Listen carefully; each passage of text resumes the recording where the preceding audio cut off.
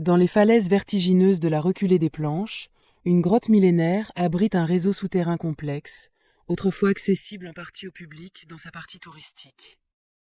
Aujourd'hui, son accès est réservé aux spéléologues et aux plongeurs les plus aguerris. En 2022, lors d'une exploration en plongée, une découverte fortuite a bouleversé les connaissances sur ce milieu.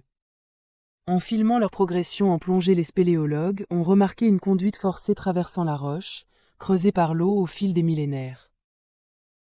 En juillet 2024, les eaux s'étant retirées après une crue exceptionnelle, pour comprendre le rôle de cette conduite dans l'alimentation de la cavité, un plongeur spéléologue a réalisé une opération audacieuse en s'approchant de la conduite forcée et en y injectant du lait, un traceur inoffensif et hautement visible bien qu'éphémère, transformant ainsi le siphon en un immense laboratoire naturel. L'objectif étant de déterminer le sens d'écoulement de l'eau dans la conduite et son rôle dans l'hydrodynamique de la cavité. Cette conduite jouait-elle le rôle d'un exutoire ou celui d'un affluent?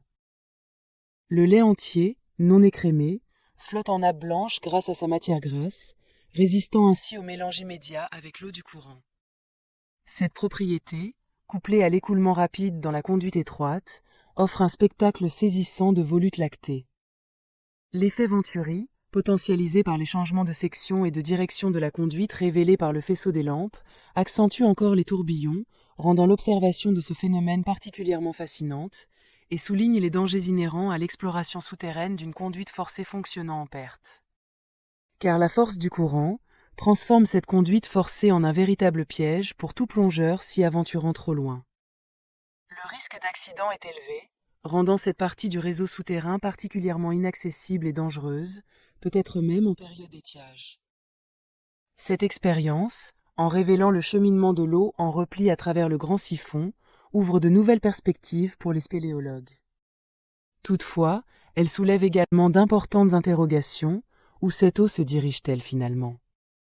Rejoint-elle le réseau de la rivière souterraine qui ressurgit au siphon de la grille, ou bien explore-t-elle des galeries encore inconnues? Pour apporter des réponses précises, des études plus approfondies seront nécessaires, impliquant notamment l'utilisation de traceurs fluorescents et la mise en place de capteurs en différents points du réseau souterrain et dans les sources environnantes. Une autre question reste aussi pour l'instant sans réponse. Pourquoi, en période d'étiage, le débit dans la conduite diminue-t-il? Atteint-il un équilibre avec un autre réservoir souterrain, fonctionnant selon un principe de vase communicant?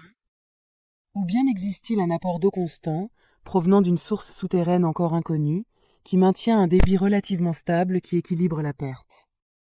Des études complémentaires seraient nécessaires pour comprendre ces mécanismes complexes et identifier les facteurs contrôlant le débit dans cette conduite et le grand siphon.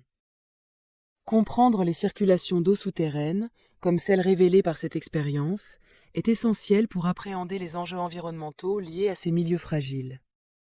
Ces réseaux souterrains jouent un rôle crucial dans la régulation des ressources en eau, la qualité des sols et la biodiversité.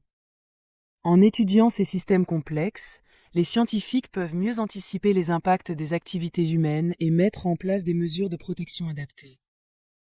Cette découverte ouvre de nouvelles perspectives pour la recherche en spéléologie et en hydrologie souterraine. Cependant, elle rappelle également l'importance de mener ces explorations avec la plus grande prudence et de respecter les milieux naturels.